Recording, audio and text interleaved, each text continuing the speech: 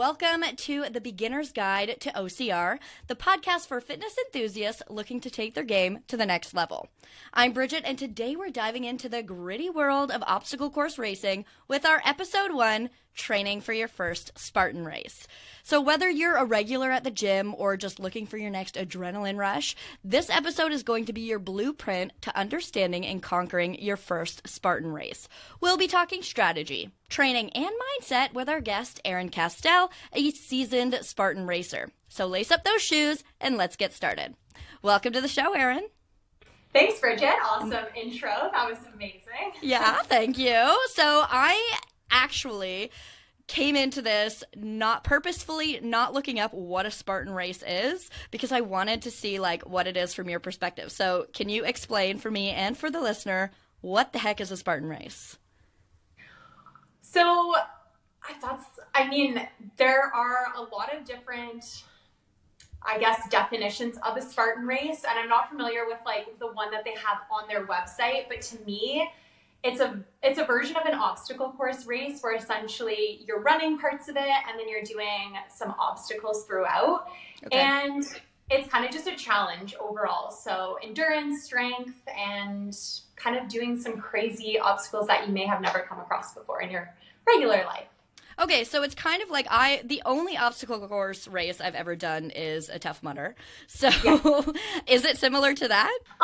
It's kind of similar. I find that Tough Mudders are more about teamwork. So a lot of people enter the Tough Mudders in teams and they kind of work together through the obstacles. Right.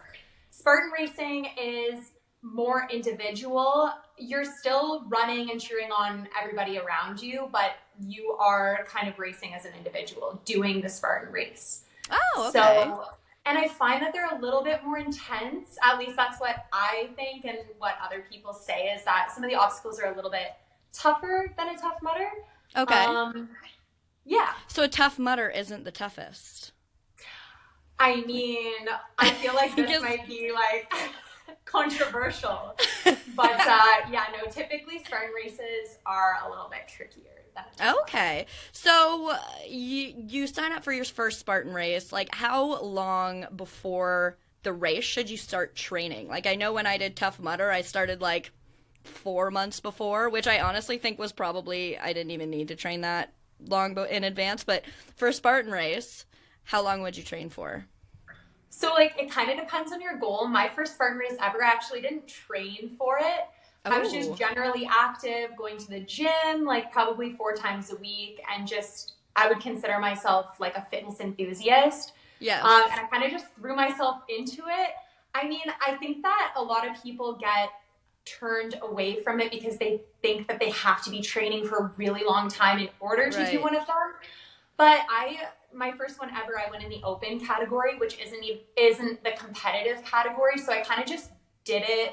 I walked the hills and I just kind of did it to experience it as my first one ever. Right. So you can kind of take it at your own pace then. You're not keeping up with your teammates and stuff like that.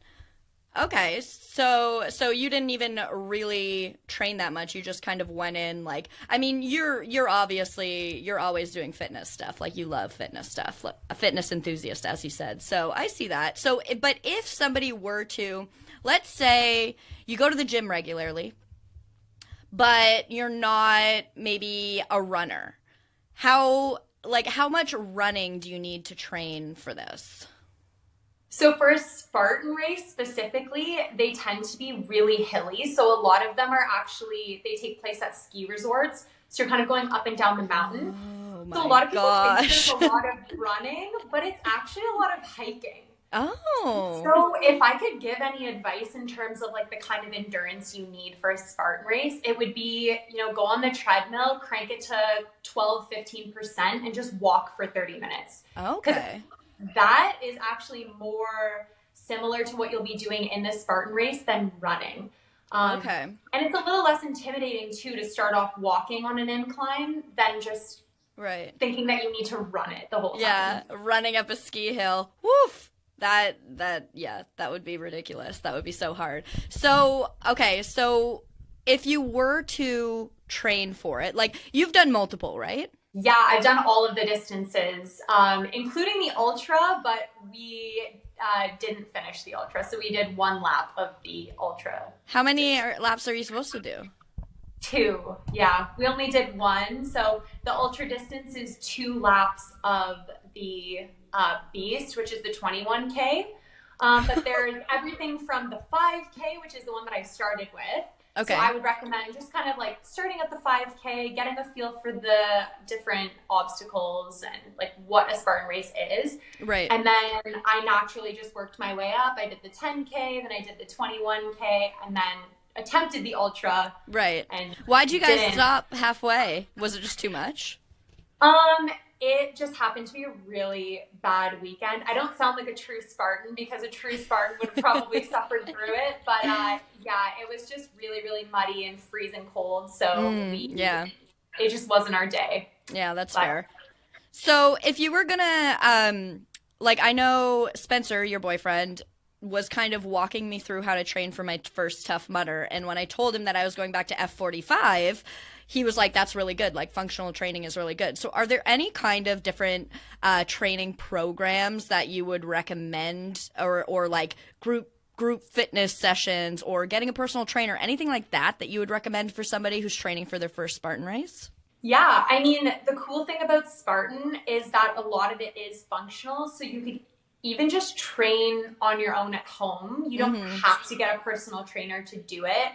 I was doing a lot of F45, which preps you pretty well because there's a lot of those like rotational movements, and they have like a lot of upper body, which I neglected on my own because Spartan races are pretty upper body focused, which for those of you like myself who don't typically enjoy doing pull-ups and stuff like that, joining group training is good because it forces you to do the things that you wouldn't do on your own. Right. And then actually, funny enough, when I did start training for Spartan races after my first one, I went to the playground right by my house. Smart. And they had monkey bars, and I needed monkey bars because actually I would say there's probably 4 different monkey bar obstacles in a Spartan race.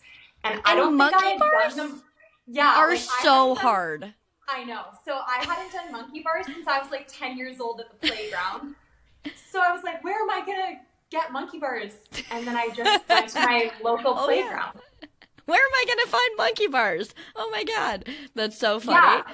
So the 8-year-olds were like looking at me like I was crazy, but honestly, anything that's accessible to you, like going to your closest playground, I know it might feel weird, but that's a really good place to start because they've got a lot of the, like you can do pull-ups on the bars. You can practice your grip strength with like the monkey bars. Yeah. Oh, right. Yeah. And grip strength is like, it's something that you don't think about when you're training for these types of races. Like, because it's just like, I don't know, it's like such a small little thing, but it is huge and it's so hard to train your grip strength. Okay. And this is kind of off topic, but also really interesting that it's been shown in scientific research that grip strength is directly related to your longevity. What? So like, which is super random. Like it's not something that you would think, but people who have better grip strength live longer. Yeah, that is true. So random. Wow, I wonder why. I gotta, so, go to those monkey bars. You'll live longer if you do monkey bars. That's so funny. Okay, so let's talk about the balance between cardio and strength training for one of these, because I know when I was doing Tough Mudder, I know I keep saying Tough Mudder, but when I was doing it, like, it was really hard to figure out how to train for cardio. Like, I didn't know if I should go to F45 cardio days or if I should just focus on running and then focus on strength at the gym. Like, how do you balance training for both cardio and strength races? Yeah, so the really cool thing about Spartan races, and the reason why I love it, any obstacle course race for that matter, is that it is truly both. Okay. And that's what makes it such a challenge, because you can't just be one. You have to be a hybrid athlete. You have to be strong and you have to be able to power up those hills. Right. I think this is very individual. So if you have a background in bodybuilding and you typically just strength train, then maybe you're going to want to focus a little bit more on your endurance.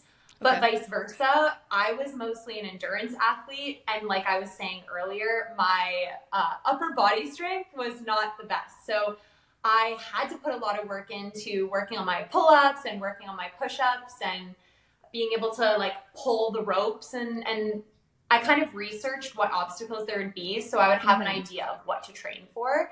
But it kind of goes with like, what are you used to? What are your strengths? And balancing them both kind of 50-50.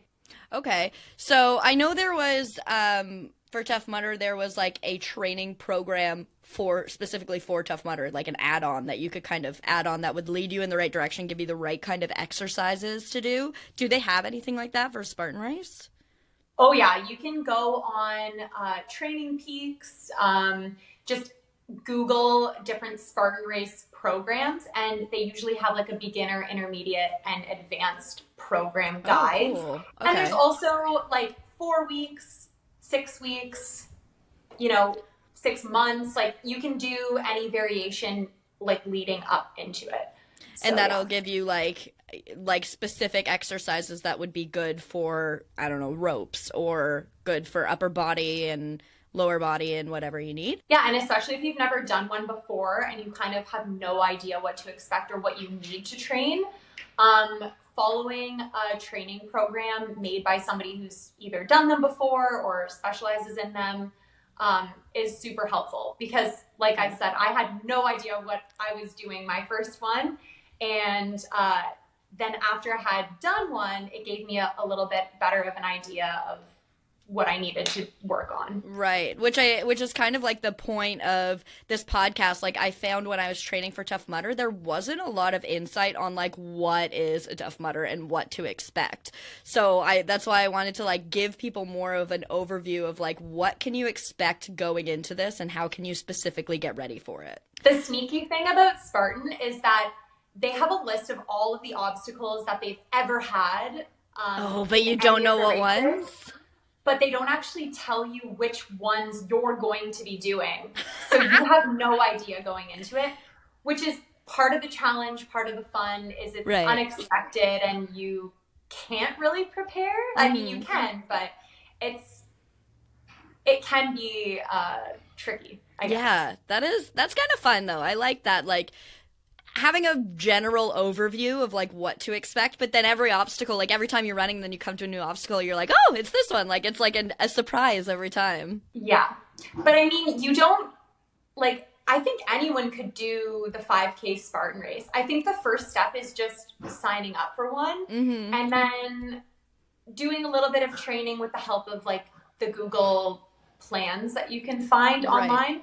But I think a lot of people just see it and they're like, oh, I could never do that. But it's not that challenging. Like, I think anyone could get through it and do it. Especially a 5K. I feel like those, like, how many obstacles would be within a 5K run? I think the 5K one might have like 8 to 10 obstacles. So it's like 2 obstacles-ish per kilometer. Okay, that's not too bad. Yeah, I found that like when I dove right into the 15K with Tough Mudder, but looking back on it, I probably like would have liked to do the 5K to like just get a feel for what the obstacles are and like how long I can run, and then go back into it the next year with a better understanding of like what to expect. Because I just like overtrained. I trained myself like out of business for this Tough Mudder. And then I got there and I was like, okay, I definitely was taking this way too seriously. Yeah, but I mean, like, it's good to use that as a goal, like sign up for your first race and then use that as a motivator to get more fit. And maybe you got too fit, but I was pulling myself over. I've never been that fit in my life. Like, it felt so good though to be able to like actually do it and just be like, this is fun rather than, like hugely challenging. So it is nice to overtrain, I would say, but you don't really need to. Yeah. So let's talk about the importance of recovery, because I know it's very hard, like when you start getting in the groove of stuff, to take a day off.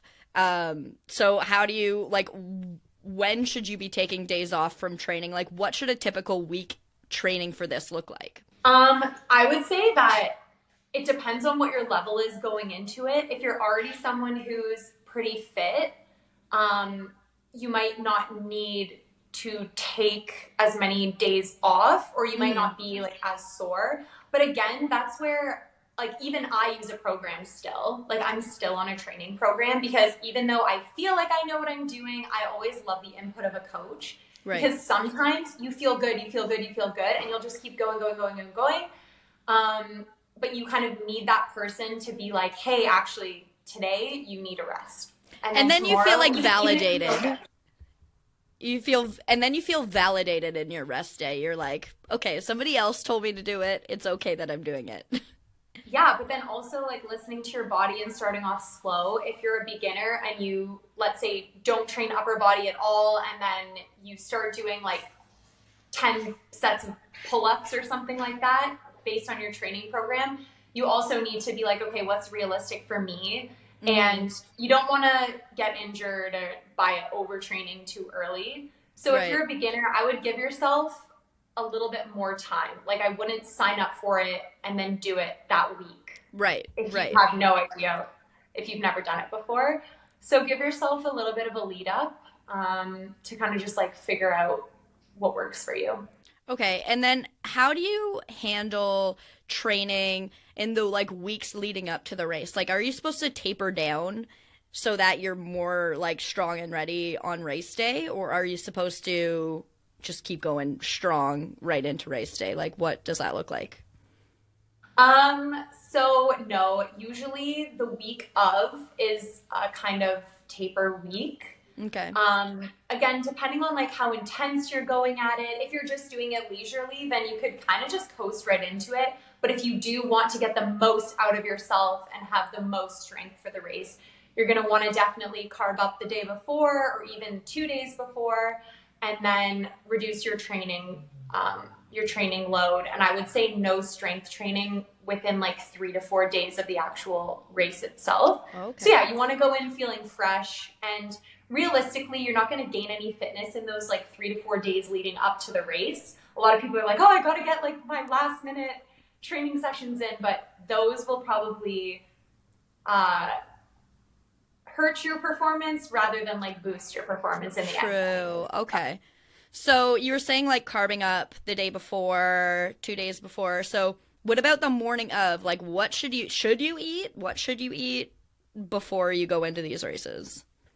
Yeah, it's very individual, but I would definitely recommend eating. I always eat before a race. Usually I'll have like my big meal at least like 1 to 2 hours before I'm racing, probably more like 2. Okay. And I'll have like 2 pieces of toast with peanut butter, banana, just like simple carbs. Like you could do oatmeal, you could do, what else do people like?